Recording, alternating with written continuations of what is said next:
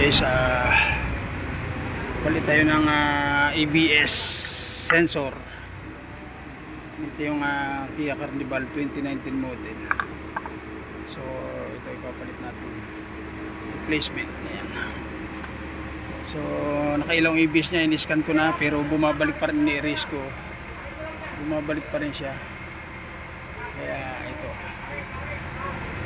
ayan po ang itsura ng loob ng kanyang ABS. Ito yung sensor niya mismo. Ito yung pinakang sensor niya sa baba na to. Ito yung may magnet. Umiikot siya dito mga kadun mechanic. Carnival 2019 ito mga kadun mechanic. Ayan.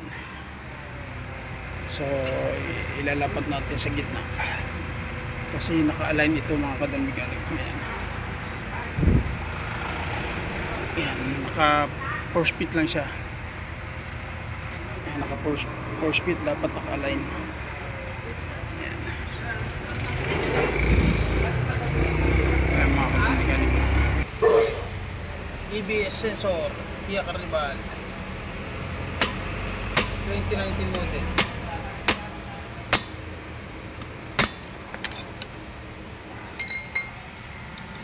Hindi na lang.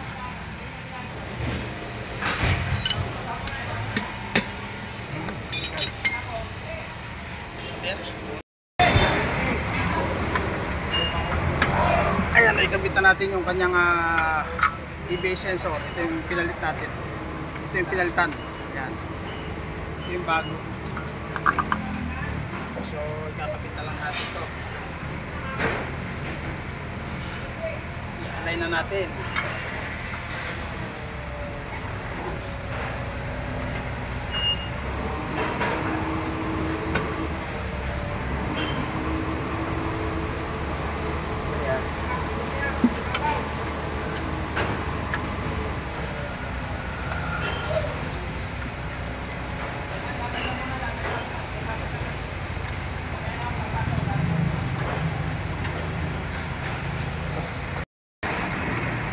Ayan mga kadun mekaniko, tapos na natin kabit yung kanyang ABS. Ayan, i-scanin natin ulit kung lalabas pa siya. Ayan, don't make up pa siya. Ayan guys, on muna natin yung susi kung mawala. Pag ano i-scanin ko, ayan, on natin yung susi, tapos na tayo magkabit kung lalabas ulit ABS. Ayan na, wala. I-start natin. Ayan, nawala. Wala na ilaw dito. Alright, hindi na natin sinalangan ng scanner. Okay, great, good job.